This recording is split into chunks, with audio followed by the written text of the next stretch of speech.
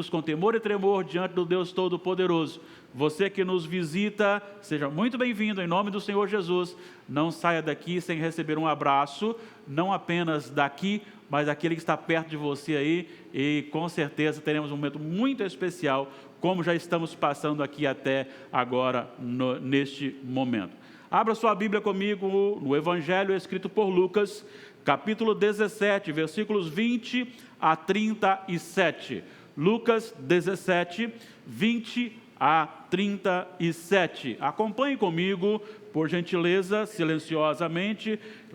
Faremos essa leitura com muito temor e muita reverência, porque estamos diante do Santo, o Santo, aquele que é único, e diante dessa grandeza nos curvamos com temor e tremor, e diante da sua palavra nós também nos curvamos. E assim está escrita a palavra do Senhor neste texto.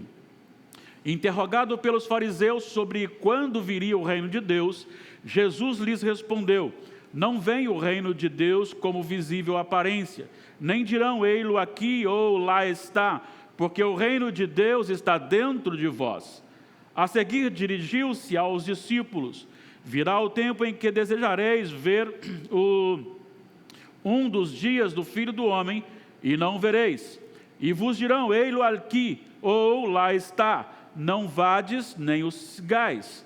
Porque assim como o relâmpago fuzilando brilha de uma a outra extremidade do céu, assim será no seu dia o Filho do Homem. Mas importa que primeiro ele padeça muitas coisas e seja rejeitado por essa geração. Assim como foi nos dias de Noé, será também nos dias do Filho do Homem. Comiam, bebiam, casavam e davam-se em casamento, até o dia em que Noé entrou na arca, e veio o dilúvio e destruiu a todos. O mesmo aconteceu nos dias de Ló. Comiam, bebiam, compravam, vendiam, plantavam e edificavam. Mas o dia em que Ló saiu de Sodoma, choveu do céu fogo e enxofre e destruiu a todos. Assim será no dia em que o Filho do Homem se manifestar. Naquele dia, quem estiver no eirado e tiver os seus bens em casa, não desça para tirá-los. E de igual modo, quem estiver no campo, não volte para trás. Lembrai-vos da mulher de Ló. Quem quiser preservar a sua vida, perdê-la-á. E quem a perder, de fato a salvará. Digo-vos que naquela noite 2 estarão numa cama, um será tomado e deixado o outro. 2 mulheres estarão juntas moendo, uma será tomada e deixada a outra. 2 estarão no campo, um será tomado e o outro deixado. Então lhe responderam: onde será, Senhor? Onde será isso, Senhor? Respondeu-lhes: onde estiver o corpo, aí se ajuntarão também os abutres. Vamos orar ao Senhor.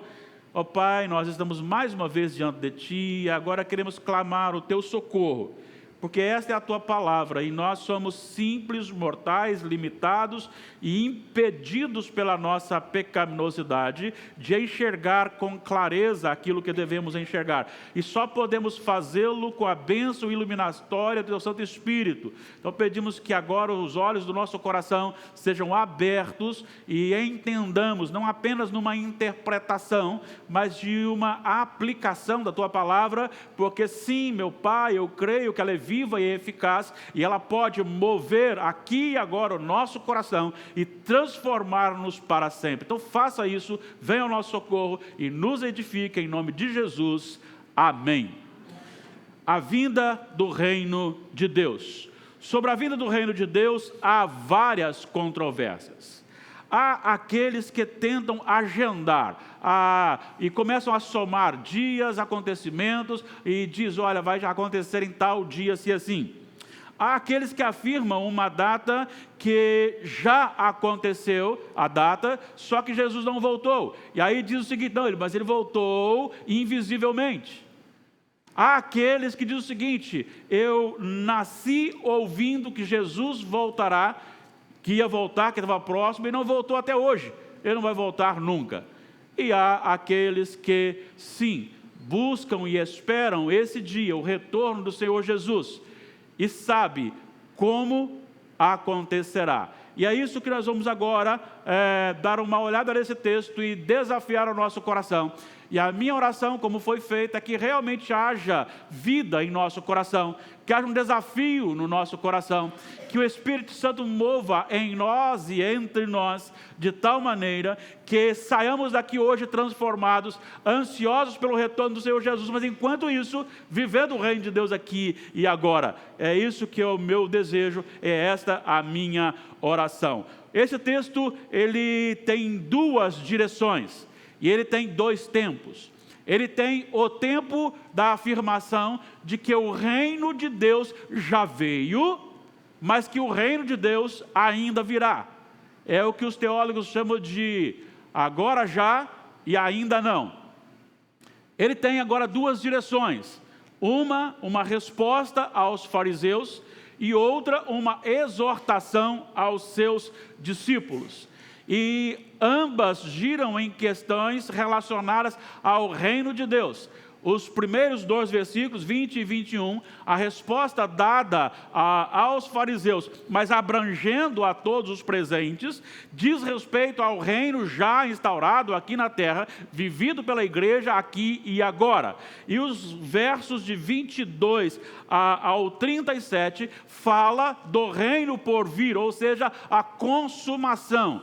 E aí sim nós teremos um território geográfico tomado, um lugar em que não habitará outra coisa a não ser tão somente o povo de Deus restaurado com a própria presença de Deus e os seres celestiais. Algumas lições desse texto são dignas de observação e eu quero, claro, sem ousar-me a esgotar o texto, quem sou eu para fazer isso? Até porque o texto é vivo, a palavra de Deus é viva, nunca ninguém conseguirá fazê-lo, mas eu quero tirar algumas lições e com muita dependência do Espírito Santo, eu desejo do fundo do meu coração que você experimente aquilo que o Espírito Santo colocou também no meu coração quando preparava esta pregação, esse sermão. E a primeira lição que nós tiramos aqui é que o reino de Deus é um organismo e não uma organização. O reino de Deus é um organismo. Em que sentido? O reino de Deus ele é vivo. O reino de Deus não diz respeito a uma localidade em que você estabelece um limite. Aqui tem uma fronteira nacional e nesta nação reina o reino de Deus. Não. O reino de Deus, segundo o que ensinou Jesus, ele é um organismo porque ele reina o coração. E aí é de dentro para fora. Veja bem os versículos 20 e 21. Interrogado pelos fariseus sobre quando viria o reino de Deus, Jesus lhes respondeu: não vem o reino de Deus com visível aparência. Ou seja, ele não chamará um exército e imporá sobre um povo a sua ordem, e esse povo, querendo ou não, tem que obedecer. Seria mais ou menos hoje você olhar para a nossa nação e ver a quantidade, o valor, a porcentagem que você paga de imposto. Você não gosta disso, mas você é obrigado a submeter a isso. Eu não gosto de servir ao rei e tal, mas eu sou obrigado a servir, senão ele me mata, ou me prende, ou mata os meus... Não, Jesus não fez isso, Deus não fez isso. O reino de Deus não é estabelecido dentro desse limite. Não tem um trono físico em que Jesus se assenta, chama os discípulos, e aí agora então... coloca 12 ministros do Supremo Tribunal Celestial, e coloca agora outros líderes para governar posições dentro de uma nação. Mas este reino de Deus, o que já está instaurado, não é este reino. O reino de Deus é aquele que está dentro do coração. É aquele que veio através de Jesus, quando ele veio, e Jesus nascendo, crescendo, e dentro do seu ministério de 3 anos, depois morte e ressurreição, ele deixou o reino preparado. E de que forma que ele fez isso? Ele fez isso ao treinar, não uma multidão, mas treinar 12 homens. Ele os chama de variados locais, de variadas posição social e inclusive intelectual, de formação. e treina diariamente, num discipulado, a respeito do domínio de Deus, e esse domínio de Deus agora é plantado no coração desses 12 homens, um deles então nega, então esse não é um eleito para a salvação, mas elege-se outro após, e então você tem agora uma equipe que recebe no coração, juntamente com esses 11 que recebem o Espírito Santo no coração, você tem outros que vão recebendo o Espírito Santo no coração. Então, a partir de agora, o reino de Deus é algo que é plantado dentro do homem e não uma coisa externa. E agora o homem começa a se mover, o homem começa a pensar, a falar e a agir, não segundo o seu próprio pensamento, não segundo a sua própria natureza carnal, mas com uma nova natureza plantada nele, e esta natureza move o homem a ser dominado pelo reino de Deus. E isso tem algumas implicações que eu espero não demorar muito, mas eu preciso fazê-las para você antes de passar então para a segunda lição. A primeira é que quando você pensa que alguém foi dominado pelo Espírito Santo de Deus, essa dominação, ela é parecida com o domínio que Satanás tinha sobre nós antes da conversão. Por que razão? O homem sem Jesus, ele está morto no seu delito e pecado. Ele é escravo do pecado. Ele é escravo de Satanás. O apóstolo Paulo, aos Efésios, capítulo 2, versículos 2 e 3, ele fala que há três forças operando na vida daquele que não tem Jesus. Primeira força que ele diz é a força do sistema corrompido. É o que nós temos vivido hoje diariamente, com a imposição do Estado doutrinar os seus filhos, do Estado governar a nação, do Estado querer determinar, e toda a força do Estado, eu não estou falando de pessoas, eu estou falando do sistema, é buscar destruir, desconstruir os princípios de Deus na vida. Basta olhar hoje as funções invertidas. A mulher quer tomar o lugar do homem, o homem quer tomar o lugar da mulher. E aí então começa a caminhar distante, ao contrário à vontade de Deus. Um homem querendo ser mulher, a mulher querendo ser homem. Filhos que não respeitam os pais, pais que não respeitam os filhos. Cônjuges que agora batem no peito e dizem assim, agora nós podemos trair, o homem já podia fazer isso, podia, e a mulher agora nós podemos fazer isso, como se isso fosse algo maravilhoso, e é repugnante. Busca-se a proteção da onça pintada, e estou falando isso por causa das meninas que foram lá em Marechal esses dias, né? Protege-se uma onça e quer matar um bebê no ventre. Protege-se ovo de tartaruga e quer matar um bebê no ventre. Tudo invertido. E isto é um reino que está no coração do homem sem Jesus. O problema, esse sistema não está sozinho. Porque esse sistema tem o seu príncipe, que é Satanás. E é ele que governa esse sistema. E ele também impõe, ou ele busca, ele instrui, ele governa esses corações sem Jesus. Mas por outro lado também, a sua própria natureza, a natureza sem Jesus, ela domina para o mal, ela domina para o pecado, ela ama o pecado. Então o sistema, Satanás ordena, o sistema mostra, e eu quero pecar. Por que eu quero pecar? Porque estou morto nos meus delitos e pecados, porque a minha natureza está contrária à natureza de Deus. Então são três sistemas: o mundo, o próprio Satanás e a minha própria natureza sem Jesus. Pendem para isso. Há um governo sobre a minha vida.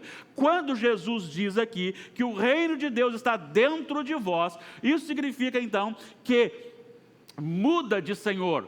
Há uma libertação desse sistema, de Satanás e desta minha natureza, para que a natureza espiritual seja plantada no meu coração, e essa natureza que começa a reinar no meu coração, ela altera todos os princípios que eu tinha antes de rebelar-me contra Deus.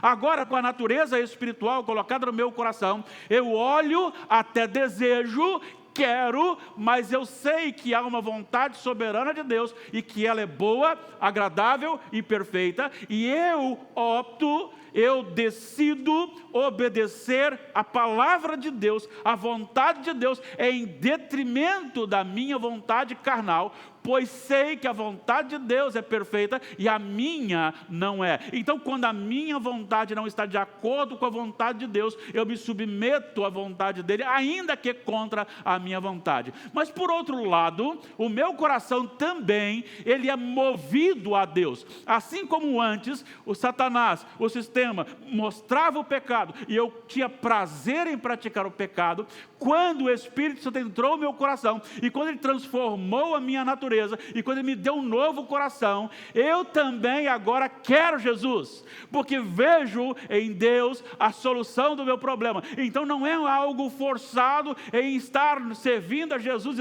não, eu não quero, Senhor, eu não quero, não, tem que servir, não, eu não quero. Aí vai cantar triste, vai orar triste, vai ler a Bíblia triste, vem para a igreja triste. Por quê? Porque eu não quero, não, pelo contrário, o Senhor coloca alegria no meu coração. Olha só, o salmo lido aqui inicialmente pelo diácono Fagner, Salmo 51, ele não leu ele todo, então chega numa parte que ele diz assim, cria em mim, ó Deus, versículo 10, um coração puro, e renova dentro em mim um espírito inabalável. Não me repulsa a tua presença, nem me retira o teu Santo Espírito. Olha o versículo 12, restitui-me a alegria da tua salvação e sustenta-me com o espírito disposto a obedecer-te. O que ele está dizendo? Ele está dizendo que o pecado me rouba a alegria da salvação, e à medida que eu perco a alegria da salvação, eu tenho prazer no pecado. O que isso significa? Isso significa que quando o reino de Deus entra no meu coração, a alegria de servir ao Senhor é renovada. E agora não é mais nem o mundo, nem Satanás e nem eu mesmo que mandamos em mim, mas é o Senhor meu Deus. O reino está de dentro para fora e ninguém pode segurar. Porque eu posso até me submeter a um ditador, eu posso me submeter a um rei, eu posso me submeter a um governador que diz o seguinte, você tem que me servir. E eu fico ali preso a ele, mas ele não pode tocar no meu coração. O meu coração é do Senhor Jesus. O meu coração pertence a Deus. Deus reina nele. E aí, embora ele possa me ordenar o pecado, eu não irei obedecê-lo. Por quê? Porque quem governa o meu coração não é o governador, mas é o Supremo Senhor. E aí, então, quando ele me dá uma ordem para pecar, eu não pecarei, porque o reino está dentro de mim. Eu estou dentro de um reino físico, geográfico, e este reino geográfico exerce um poder sobre mim, sim, mas ele não pode me obrigar a ir contra o meu Senhor. Vou citar só um exemplo bíblico.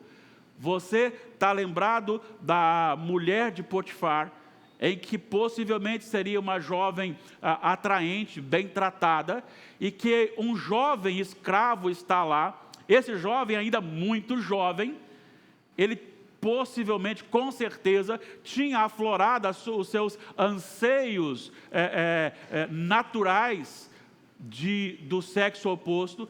Ele está sozinho na casa dela, ela e ele, e ela o deseja, e isso não só uma, mas várias vezes, e a resposta dele é, eu não posso pecar contra o meu Deus. Porque embora o sistema estivesse assim, eu sou sua senhora, eu lhe ordeno e você tem que me obedecer, mesmo sendo escravo, ele diz, não, eu tenho um Senhor que está acima da senhora. Isso é reino de Deus dentro do coração. E é assim que Deus reina hoje. Você sabe que vários países onde é proibido a igreja pregar como nós pregamos aqui, porque a igreja tem que ser uma igreja governamental, estatal, em que ela se submete às regras do governo. Existe a igreja que vive escondida. E é nesses lugares que a igreja tem crescido mais. É nesses lugares, quando alguém se curvando diante do Senhor Jesus, chamando Jesus de Senhor, são levados para campos de concentrações, são levados até mesmo para serem executados. E é neste lugar, ou nesses lugares, que a igreja do Senhor cresce mais. Por quê? Porque o reino de Deus não é geográfico, é interior. É por isso que ele disse aqui, está dentro de vós. Alguns teólogos pensam que a expressão aqui não seria dentro de vós, mas entre vós, para relatar que Jesus era o reino. E eles argumentam que Jesus não falaria para os fariseus dentro de vós. E eu particularmente fico com a nossa tradução, dentro de vós, pela seguinte razão. Eu acho que Jesus aqui não está dizendo especificamente vocês fariseus. Ele está dizendo dentro de vós no sentido genérico, para aquele que se converte. E na presença deles estavam os discípulos. Então, creio sim que é dentro de vós. Então, o reino de Deus é um organismo. E ninguém pode parar o reino de Deus. Aleluia. Bendito seja o Senhor. Segunda lição, que agora já vai dirigir mais para o ponto do reino que ainda não veio, ou seja, o reino já está no sentido de que o Senhor governa com a sua igreja aqui, mas ainda não o reino geográfico no sentido de consumação. Agora ele começa a falar sobre a questão da consumação, a partir do verso 22. E a nossa segunda lição é, o anseio pelo reino de Deus pode nos fazer entender erradamente as Escrituras Sagradas. Ele chama atenção aqui, nos versículos 22 e 23, para o desejo que os discípulos teriam da presença de Jesus. Eles estão com Jesus, e como eu gosto de dizer isso, Jesus está presente como o Salvador da pátria. Jesus está diante de momentos difíceis e que ele resolvia os problemas. Vamos pensar aqui na questão do mar.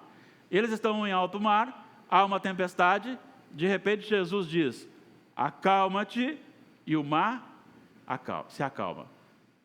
Eles estão diante de enfermidades, a sogra de Pedro, por exemplo, e Jesus chega e cura a sogra de Pedro.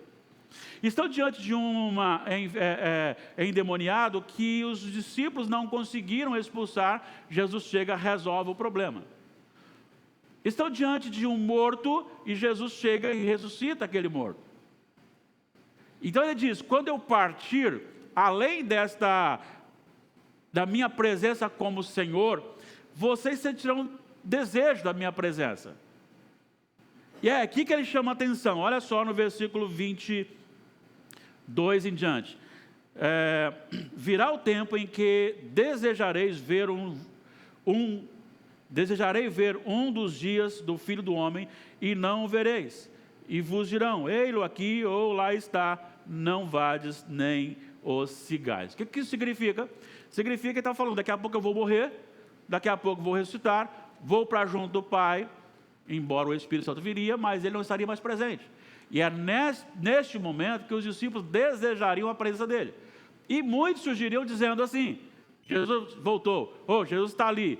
Então, o anseio pela presença tem que ser visto não como uma possibilidade de você errar e ir atrás dessas pessoas. E aí ele vai explicar algumas coisas importantes para entendermos isso. Mas isto é uma profecia de Jesus, uma admoestação profética. Porque nós temos no mundo muitas pessoas, alguns se disseram que eram o Cristo, outros falaram, Jesus voltar em tal dia assim, aí quando não chegou, como eu disse no início da pregação, não voltou, não, mas ele voltou invisivelmente, e assim você vai vendo essas pessoas, e Jesus diz assim, não se deixe enganar pelas falsas doutrinas, pelo falso evangelho, por aquilo que não é de Deus.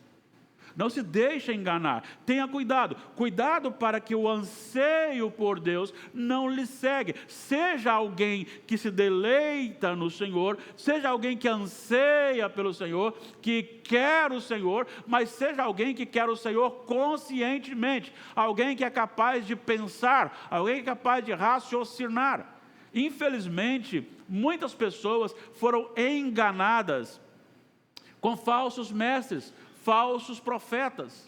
Às vezes vemos aí, principalmente na televisão, homens que estão cada vez mais ricos e explorando a necessidade das pessoas, querendo que as pessoas doem. Quanto mais você doa, mais bênção você tem. Então, se você doa pouco, você tem pouco, doa muito, você tem muito, e sempre relacionado à questão de riqueza. Mas os maiores ricos são esses que estão fazendo isso com as pessoas. E a pessoa olha o seguinte: se fala em nome de Deus, então é de Deus.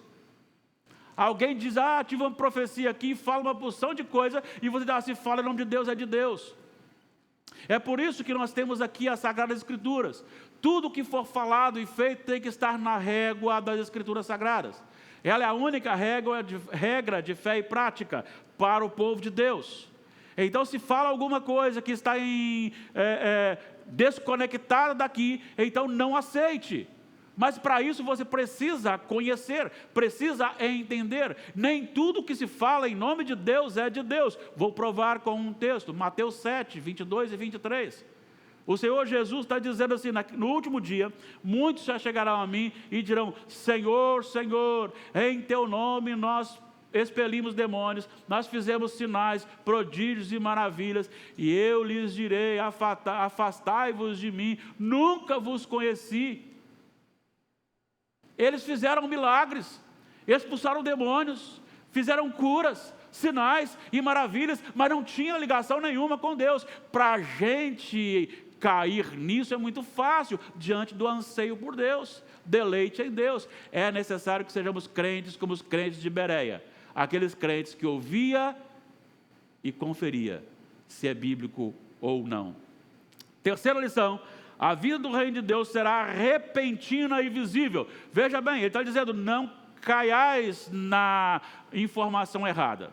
Olha só o que ele diz no versículos 24 e depois o 37. Porque assim como o relâmpago fuzilando brilha de uma a outra extremidade do céu, assim será no seu dia o Filho do Homem. Olha o 37. Então lhe perguntaram: onde será isto, Senhor? Respondeu-lhes: onde estiver o corpo, aí se ajuntarão também os abutres. O que eu quero dizer então? O que Jesus quis dizer aqui? E eu afirmo que será visível e repentina. Primeiro, o relâmpago. O relâmpago não tem como você se esconder. Inclusive, se for um relâmpago mais forte, com os olhos fechados, você sabe que relampejou. Você sabe. E os relâmpagos me trazem algumas lembranças da minha adolescência, lá na zona rural, andando no escuro, debaixo de uma tempestade, que não enxergava nada. Eu parava, e quando o céu era arriscado e via um pouco, eu corria no escuro, porque tinha visto um pedaço da estrada, parava de novo, e os relâmpagos me fizeram chegar em casa, diante da escuridão que eu enfrentava. Mas mesmo com os olhos fechados, você percebe o clarão do relâmpago. Isso significa que a vinda do Senhor Jesus não será algo assim: ele chegou lá em Recife, o Senhor Jesus veio lá em Minas, o Senhor Jesus está em Vitória, o Senhor Jesus está em Cariacica. Não, todos verão, assim como o clarão é rápido e o clarão é visível. Olha só o que ele diz no 37, onde estiver o corpo, aí se ajuntarão também os abutres.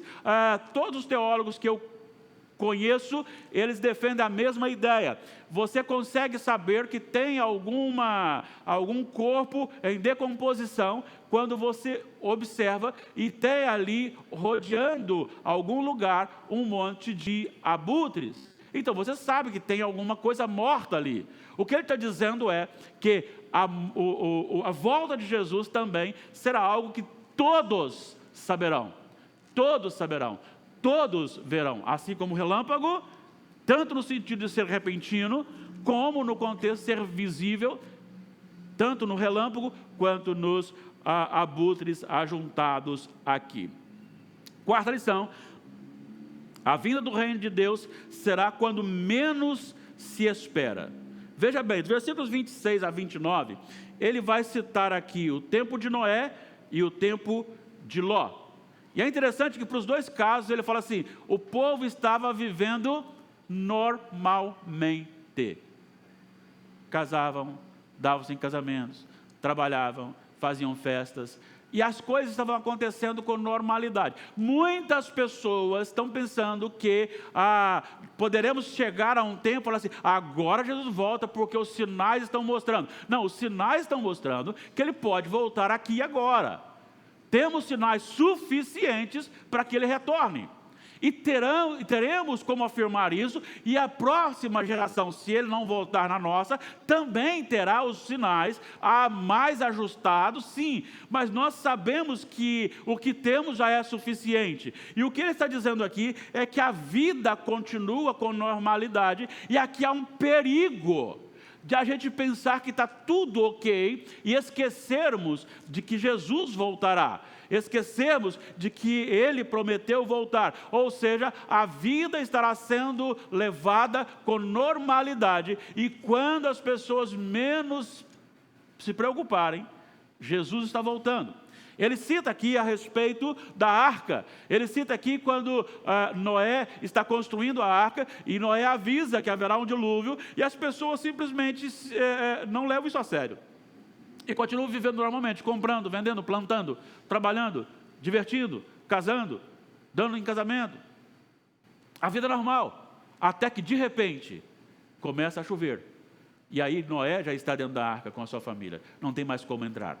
É esta a palavra de Jesus para aquele povo, é esta a palavra de Jesus para você e para mim agora. Cuidado, cuidado, devemos ter muito cuidado, porque muito embora pareça a normalidade da vida, nós podemos ser apanhados de surpresa, porque ele não depende de algo exclusivo que será tão claro que você vai dizer assim, bom, agora eu creio que amanhã ele volta, porque já se cumpriu tudo.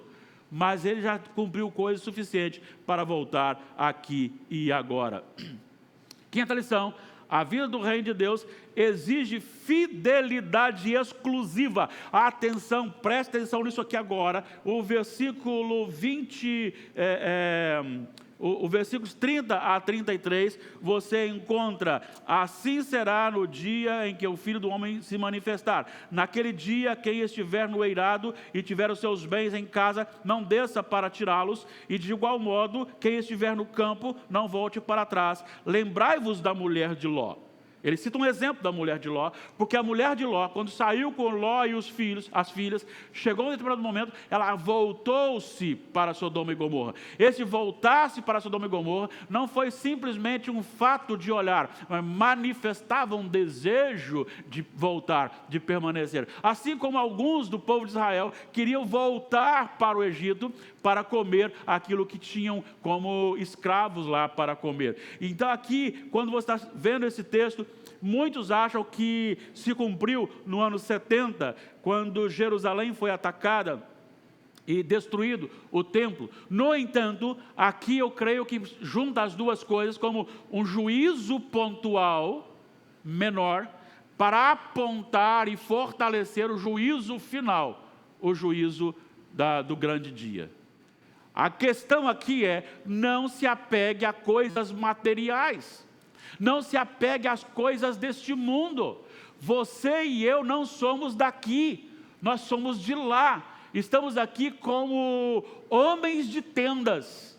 Estamos aqui como ciganos, que hoje estão aqui e que amanhã já estão em outro lugar, porque aqui não é o nosso lar é junto com o Senhor, é a pátria celestial. Como o povo de Israel que passou por 40 anos no deserto, nós estamos passando esses 40 anos aqui nessa terra e vamos entrar no final na terra prometida, juntamente com Jesus Cristo, mas nós não podemos nos apegar a este mundo, nós não podemos nos apegar a coisas materiais, e aí é um perigo muito grande. Nós investimos demasiadamente nas coisas daqui.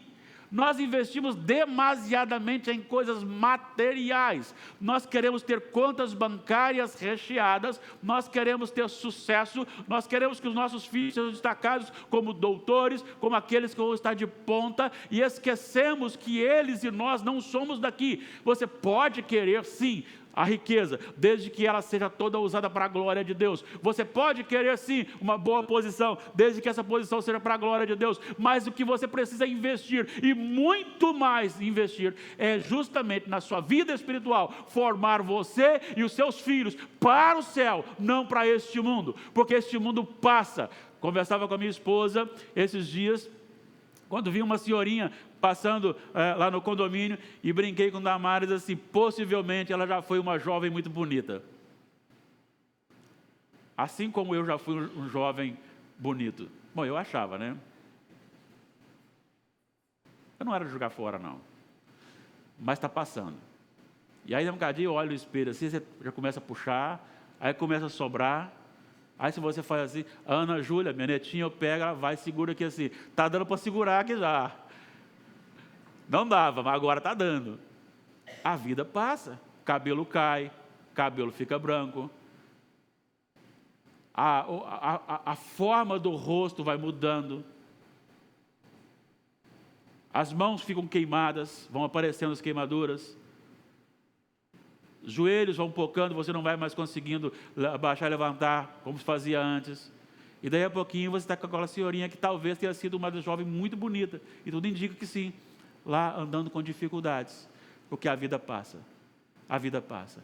Os prazeres deste mundo são limitados, pequenos, irrisórios e passageiros.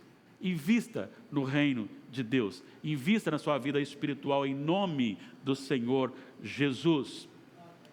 Encerrando aqui as afirmações, a vinda do reino selará a separação entre os seguidores de Jesus e os que decidiram não segui-lo. Veja bem o que ele diz aqui no finalzinho aqui do texto. Ele diz assim: quem quiser preservar a sua vida, perdê-la-á. E quem perder, de fato a salvará. Digo-vos que naquela noite, 2 estarão numa cama, um será tomado e deixado o outro. 2 mulheres estarão juntas moendo, uma será tomada e deixada a outra. 2 estarão no campo, um será tomado e o outro deixado. O que isso significa? Certa vez eu ouvi alguém dizer o seguinte: parece que vai ser meio a meio. Não significa isso. Os salvos 50%. Não significa isso.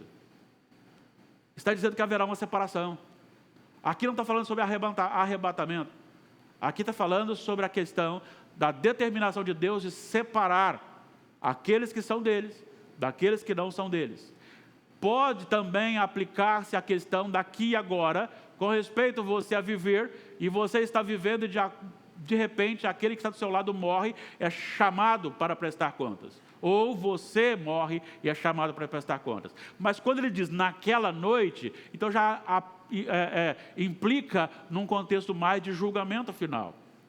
O que eu quero dizer para vocês é que hoje nós vivemos juntos aqui. Saímos, negociamos, você vive e se encontra e se relaciona com diversas pessoas. Pessoas pessoas mais morais ou menos morais ou imorais, pessoas que levam a sério a vida, outros que não levam a sério, pessoas que você pode confiar, outros que você não pode confiar, e é isso que Jesus falou a respeito do mundo. Ao trigo e ao joio, são parecidos, vivem no mesmo lugar, e o Senhor então fará a separação no dia da colheita. Em Mateus, o texto referido aqui, paralelo aqui, diz que o Senhor enviará os seus anjos no último dia, e eles recolherão os filhos de Deus, eleitos de Deus, e nós seremos separados. Disse Jesus, ele colocará um à sua direita e outro à sua esquerda, diante do grande julgamento.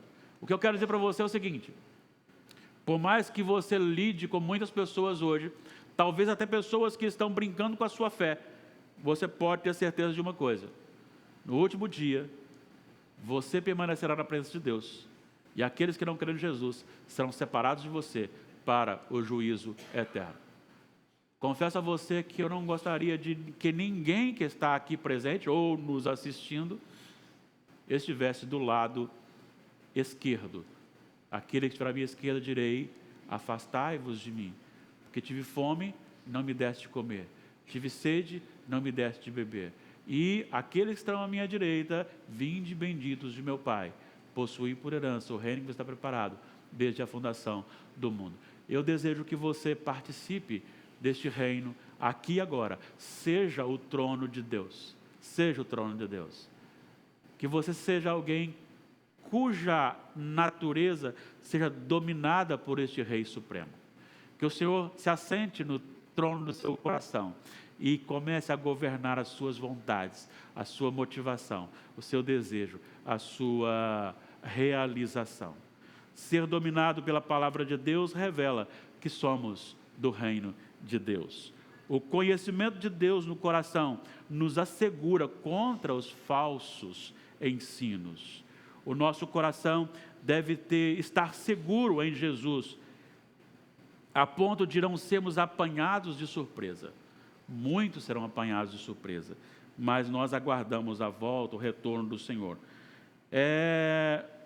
Nos fazer atentos, além da normalidade cotidiana, sabendo que tudo parece normal, mas a qualquer momento o Senhor pode voltar, porque o dia do seu retorno pertence a Deus. Ter o nosso coração desprendido dos bens materiais e formado totalmente no espiritual, com vantagens e bênçãos celestiais. Estar entre os separados para ouvir de Deus: vinde, benditos de meu Pai, possuí por herança a terra que vos está preparada, o reino, desde a fundação do mundo. Isso só é possível em Jesus Cristo. Você pode fazer tudo o que você quiser, será insuficiente para lhe garantir essa vida eterna. Só Jesus pode lhe dar a vida eterna. Só Jesus pode lhe garantir a vida eterna. A Igreja Presbiteriana de Nova Brasília não pode lhe dar a vida eterna. Eu, como pastor, não posso lhe dar a vida eterna. Nenhum líder em nenhum lugar pode lhe dar a vida eterna. Nenhuma igreja, denominação, em lugar algum, pode lhe dar a vida eterna. Só Jesus Cristo pode lhe dar a vida eterna. Essa semana passada, me aproximei de alguém e fiz um convite. Você conhece a Igreja Presbiteriana Nova Brasília? Gostaria de convidar para você ir lá. E a pessoa, então, muito agitada, talvez não sei qual a razão, disse: eu já tenho igreja. Aí eu disse: não estou chamando você para passar para a igreja. Vou fazer um convite para você fazer uma visita quando você puder, porque nenhuma igreja é boa em si mesma. Só Jesus é bom. Só Ele é bom. Não adianta ser presbiteriano sem Jesus. Vai tudo para o inferno. Só com Jesus você pode ir encontrar-se com o Pai, aqui e agora, e estar seguro no reino que veio já, sendo governado por Ele, e no que será consumado. E aí sim, será no sentido geográfico. Haverá um trono, haverá cidades, haverá ruas, haverá o Rei Supremo governando, e nós vivendo na nova terra e novo céu, salvos por Jesus, livres do pecado, livres desta maldição do pecado sobre a nossa vida. Coloque em pé, vamos orar ao nosso Deus.